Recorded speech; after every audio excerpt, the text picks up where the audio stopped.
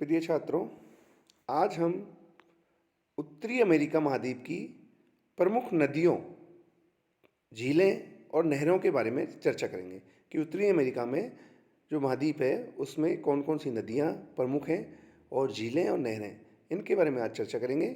Map में आपको ये कुछ झीलें और जो प्रमुख हैं और नदियाँ, जो प्रमुख प्रमुख नदियाँ हैं उनके बारे में आपको बता रखा है। ये देखिएगा, यूकांग नदी अलास्का में है। यह पूर्व से पश्चिम की ओर बहती हुई बेरिंग सागर के आसपास यहाँ पे यह गिरती है। इसके अलावा मैकेंजी ब्यूफोर्ट सागर में गिरती है और जो कोलंबिया नदी है वो प्रशांत महासागर में गिरती है। कोलोराडो नदी कैलिफोर्निया की खाड़ी में गिरती है, देखिएगा। और जो रियो ग्रांडे नदी है वो उत्तर से दक्षिण बहती हुई और मैक्सिको और कनाडा की सीमा बनाती हुई मैक्सिको की खाड़ी में गिरती है। और मिसिसिपी मिसौरी नदी ये यूएसए के मध्य भाग में, मुख्यतः मध्य भाग में बहती हुई मैक्सिको की खाड़ी में ये गिरती है। और सेंट लॉरेंस नदी है वो ग्रेट लेक्स जो झील है उनसे संबंधित है, उनसे जुड़ी हुई है। और ये लेब्राडोर सागर, लेब्राडोर जो प्रायद्वीप है उसके पूर्वी भाग में गिरती है। इसके अलावा आप देखिएगा, अब नेक्स्ट अपन चलते हैं कि केवल हम चर्चा करते हैं। ये देखिएगा, मिसिसिपी नदी यूएसए में प्रवाहित होने वाली यह नदी इस महाद्वीप की सबसे लंबी नदी है। अब ये क्लियर हो गया कि उत्तरी अमेरिका महाद्वीप की सबसे लंबी नदी मिसिसिपी नदी है और यह विश्व की तीसरी सबसे लंबी नदी है। ठीक है, तो सबसे लंबी नदी विश्व की कौन सी है? नील नदी। उसके बाद में अमेजन नदी, फिर तीसरे नंबर पे कौन सी आती है? मिसिसिपी नदी। ठीक है, तो यह विश्व की तीसरी सबसे लंबी नदी है। और मिसिसिपी नदी के उत्तरी भाग में गेहूं की पेटी, मध्य भाग में मक्का की पेटी और दक्षिणी भाग में कपास की पेटी कहलाता है। ठीक है, अब ये क्लियर हो गया कि मिसिसिपी नदी का जो रोल है उत्तरी अमेरिका में कितना महत्वपूर्ण है। मिसिसिपी के 3 भागों में बांटा है। उत्तरी भाग में गेहूं की पेटी, मध्य भाग में मक्का की पेटी और दक्षिणी भाग है वहाँ पर कपास की पेटी के नाम से जानी जाती है। तो 3 पेटियों का यहाँ पे महत्वपूर्ण स्थान है। तीनों फसल हैं, गेहूं, मक्का और कपास। यूएसए विश्व का सबसे बड़ा मक्का उत्पादक देश है, ये भी ठीक है ना। अब देखिए, मिसिसिपी नदी की सबसे बड़ी सहायक नदी कौन सी है? मिसौरी। यह मिसौरी है। सेंट लुइस नगर इस नदी के तट पर स्थित है और यह विश्व की मक्के की मंडी कहलाती है। सेंट लुइस जो है वो विश्व की मक्के की मंडी के नाम से जानी जाती है। तो अब ये क्लियर हो गया कि देखो उत्तरी अमेरिका में कौन कौन सी फसलें महत्वपूर्ण हैं। ठीक है, मिसिसिपी नदी के मुहाने पर न्यू ऑरलियंस बंदरगाह है। ठीक है, कौन सा है? न्यू ऑरलियंस मुहाने पर, जो डेल्टा पे है। तो वो कहाँ पे है? ये मैक्सिको की खाड़ी के तट पर, जो कि कृषि उपकरणों के लिए प्रसिद्ध है। ठीक है, न्यू ऑरलियंस जो बंदरगाह है वो किसके लिए प्रसिद्ध है? कृषि उपकरणों के लिए प्रसिद्ध है। और मिसिसिपी नदी पक्षी के पंजे के आकार का डेल्टा बनाती है। तो जो मिसिसिपी नदी है वो कौन से प्रकार का डेल्टा बनाती है? पक्षी के आकार का पंजाकार डेल्टा। मैक्सिको की खाड़ी, और ये कहाँ गिरती है? जो अटलांटिक महासागर में जो मैक्सिको की खाड़ी है उसमें यह गिरती है। तो ये मिसिसिपी नदी की मुख्य मुख्य बातें हो गई। इसके बाद में अपन चर्चा करते हैं कोलोराडो नदी। कोलोराडो नदी भी प्रमुख नदी है। यह कोलोराडो पठार से होकर बहती है और विश्व की सबसे बड़े कैनियन, ग्रैंड कैनियन का निर्माण करती है, जो कि लंबा, गहरा और सकड़ा भाग, जिसे नदियां पठार को काट कर बनाती हैं, ये कैनियन कहलाता है। तो कोलोराडो पठार क्या, कौन सा कैनियन बनाता है? सिर्फ जो कौन सी नदी, कोलोराडो नदी कौन से कैनियन बना रही है? Grand canyon. ये विश्व का सबसे महत्वपूर्ण कैनियन है। और इसके अलावा गॉर्ज, नदियां जो पर्वत को काटकर गहरी घाटियां बनाती हैं, इसको क्या कहते हैं? गॉर्ज। कोलोराडो नदी पर हुबर व बोल्डर बांध स्थित है। ठीक है, कौन कौन से बांध स्थित है? हुबर और बोल्डर बांध स्थित है। और कैलिफोर्निया की खाड़ी में गिरते हुए कोलोराडो नदी ज्वार नद मुख बनाती है। कौन सा मुख बनाती है? डेल्टा नहीं बनाती है, एस्चुरी बनाती है, ज्वार नद मुख। ठीक है, अब ये देखिए मैप में इसकी लोकेशन देखिए, कोलोराडो कहाँ गिर रही है? मैक्सिको की, सॉरी, ये गिर रही है कैलिफोर्निया की खाड़ी में। और यहाँ कौन सा, कोलोराडो में कौन सी,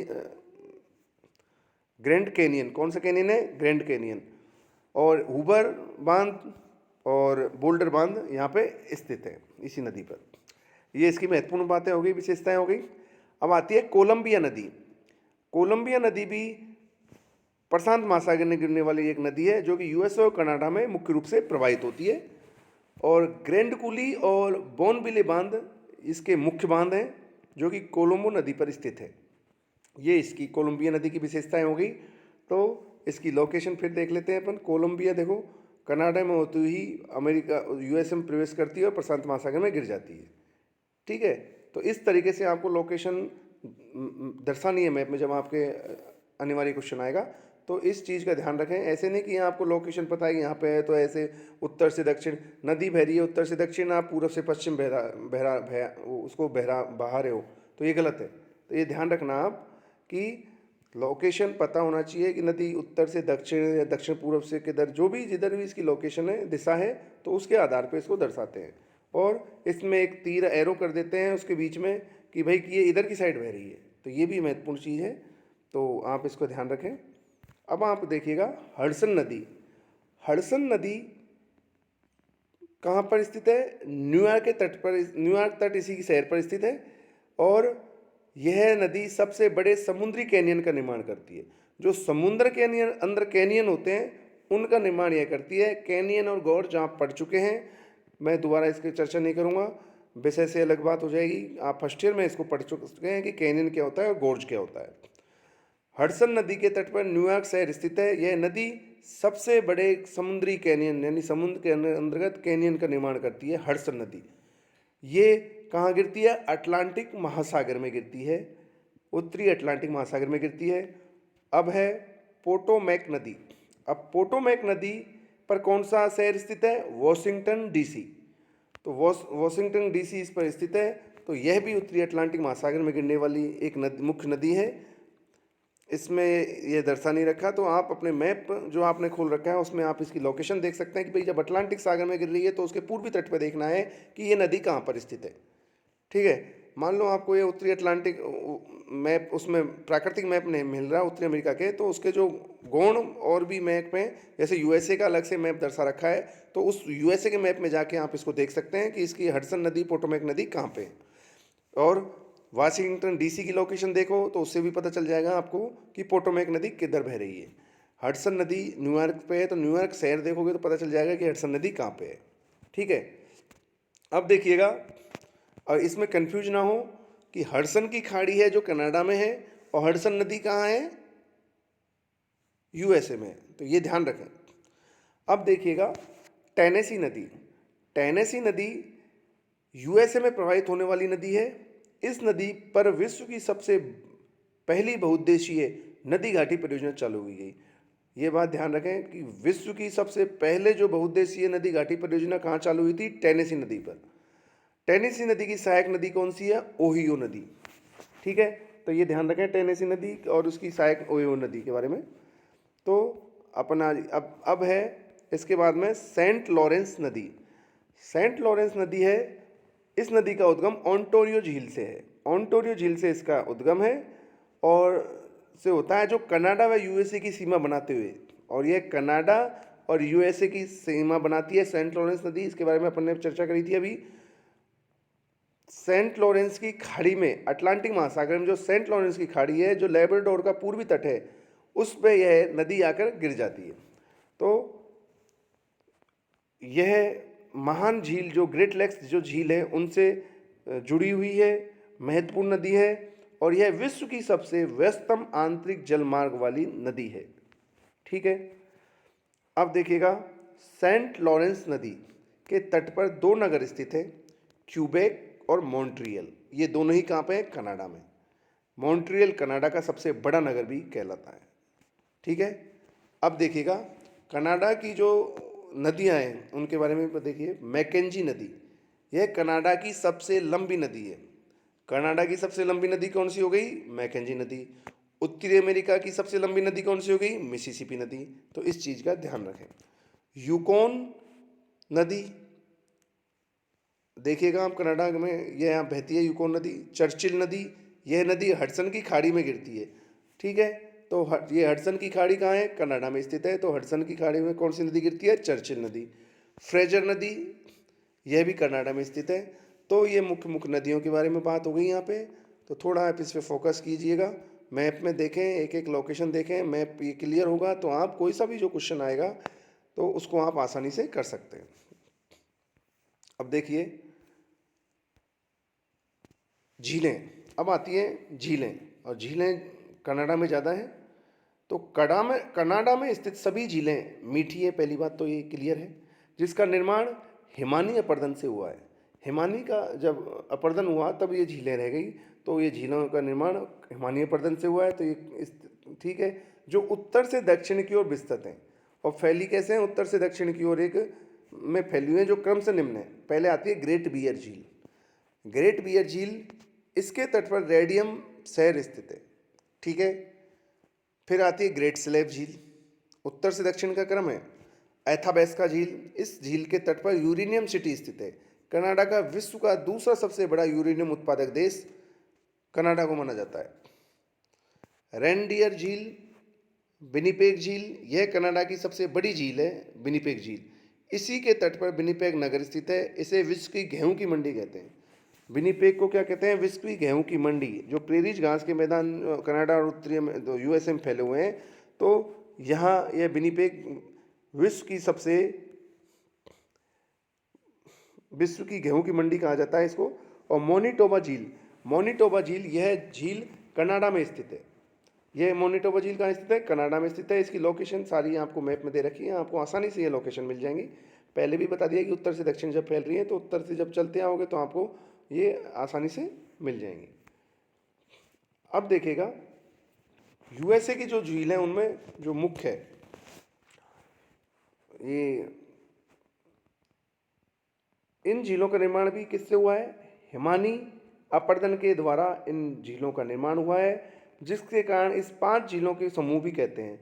सभी झीलें उंगली के आकार की पश्चिम से पूरब की ओर हैं, जो निम्न है।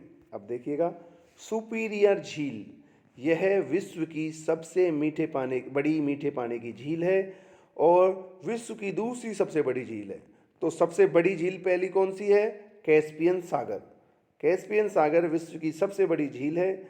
और उसके बाद में जो है वो तो खारा पानी की सबसे बड़ी झील है, और ये विश्व की सबसे बड़ी मीठे पानी की झील है। इस झील के तट पर सेंट लॉरेंस मेरी नगर कनाडा में है, यह स्थित है। ये सुप्रिय झील हो गई, इसमें लोकेशन देखिएगा सुप्रिय झील कौन सी है। अब आती है मिशिगन झील। 5 झीलों में से एकमात्र ऐसी झील जो केवल यूएसए में स्थित है, ठीक है। 4 झीलें तो बटी हुई हैं कनाडा और यूएसए के मध्य, और एक मिशिगन ऐसी झील है जो पूर्णतः यूएसए में स्थित है। 4 अन्य झीलें यूएसए और कनाडा में स्थित है। इसी झील के तट पर शिकागो शहर स्थित है। मिशिगन झील के तट पर कौन सा शहर स्थित है? प्रसिद्ध शहर शिकागो। शिकागो मांस की मंडी के नाम से प्रसिद्ध है। क्लियर? मांस की मंडी के नाम से कौन सा शहर प्रसिद्ध है? शिकागो। अब देखिएगा इरी झील। इरी झील हारून झील को इरी झील से इरी नहर जोड़ती है। तो अब ये देखिए हारून और इरी झील, हारून झील और इरी झील के मध्य जो ये कनेक्टिविटी है वो कौन सी नहर है? इरी नहर। ये ध्यान रखिएगा इरी नहर का। इरी नहर पूछ लेते हैं। इस झील के तट पर सेंट लॉरेंस इरी झील के तट पर डेट्रॉयट नगर स्थित है, जो कि मोटर गाड़ियों के लिए प्रसिद्ध है। डेट्रॉयट नगर किसके लिए प्रसिद्ध है? मोटर गाड़ियों के लिए प्रसिद्ध है यह। इसके तट को विंडसर नगर जो कनाडा में स्थित है, इसके कनाडा का डेट्रॉयट कहते हैं। और एक और है यहाँ पे विंडसर, जिसको क्या कहते हैं? कनाडा का डेट्रॉयट, ठीक है। और ये देखिएगा इरी झील पे भी ये बता दिया। तो हर शहरों के जो इस तटों पे बसे हुए, नदियों के तट पे बसे हुए, उनकी विशेषताएं बताते चल रहे हैं अपन। तो जो खनिजों से संबंधित और ऐसे कोई से भी क्वेश्चन आ सकते हैं, तो इसमें आप इन चीज़ों को डाल सकते हैं। अब देखिएगा ओंटेरियो झील। ओंटेरियो झील इरी को ओंटारियो से वेलेड नहर जोड़ती है। अब देखिएगा, इरी और ओंटारियो जो नदी है, झीलें हैं सॉरी, इनके मध्य जो कनेक्टिविटी है वो कौन सी नहर कर रही है? वेलेंट नहर। इन दोनों नहरों के मध्य कौन सा जलप्रपात है? नियाग्रा जलप्रपात स्थित है। ये भी ध्यान रखने वाली बात है, महत्वपूर्ण जलप्रपात है नियाग्रा जलप्रपात, टूरिज्म के लिए भी प्रसिद्ध है यह। अब ग्रेट साल्ट लेक झील है एक, यूएसए में। यह विश्व की तीसरी सबसे बड़ी खारे पानी की झील है, जिसका नाम क्या है? Great salt lake. ठीक है, अब आता है नहरों में। अपन इरी नहर और वेलेड नहर के बारे में बात कर चुके हैं। अब आती है पनामा नहर। इस नहर का निर्माण यूएसए द्वारा, अमेरिका द्वारा, संयुक्त राज्य अमेरिका द्वारा 15 अगस्त 1914 को किया गया था। ठीक है, पूर्वी तट को पश्चिमी तट से जोड़ने का कार्य करती है। जो मध्य अमेरिका है, पनामा देश में मध्य अमेरिका में इसको काट के नहर का निर्माण किया गया था, जिससे जहाज़ों का आगमन जारी रह सके। पूर्वी जो अमेरिका का भाग है और पश्चिमी उत्तरी अमेरिका का भाग है, इसमें सामानों की ढुलाई के लिए, जलवाहक पोतों को ले जाने के लिए इसका नहर का निर्माण किया गया था। इसको पनामा स्थल मध्य के नाम से जाना जाता है। इस नहर की कुल लंबाई 77.1 किलोमीटर। इसका निर्माण पनामा स्थल मध्य में किया गया। इस नहर की कुल लंबाई 77 किलोमीटर के लगभग है। इसमें जलपास पद्धति, वाटरलॉक सिस्टम भी है। इस नहर पर 3 जलपास स्थित है, गोटन, मीरा पेलोरेस और पेडो। ये 3 जगह हैं जहाँ पे इन जलपास की व्यवस्था की गई है। पनामा नहर कैरेबियन सागर को पनामा सागर से जोड़ती है। ठीक है, यानी कि अटलांटिक महासागर को प्रशांत महासागर से जोड़ती है। यह विश्व की दूसरी सबसे व्यस्तम नहर है। वर्ष 2010 में इसे पनामा देश को सौंपा गया था। ठीक है, 1914 में तो यूएसए ने बनाया था, लेकिन 2010 में पनामा देश को इसको सौंप दिया गया यूएसए द्वारा। अब इस तरीके से जो ये अपन ने चर्चा करी आज उत्तरी अमेरिका महाद्वीप की नदियों, झीलें और नहरों के बारे में, तो आप मैप का सहारा लें और काफ़ी ये जैसे बड़े बड़े क्वेश्चनों को भी आप इनको जब आपको ध्यान होगी, ये लोकेशन है, ये सारी चीज़ें आपको पता होगा, एक एक बिंदु अगर आपको इन चीज़ों के बारे में पता होगा तो आप बड़े क्वेश्चनों को भी इसको सॉल्व कर सकते हैं। और कोई ऐसी समस्या हो तो आप मुझसे संपर्क कर सकते हैं। धन्यवाद।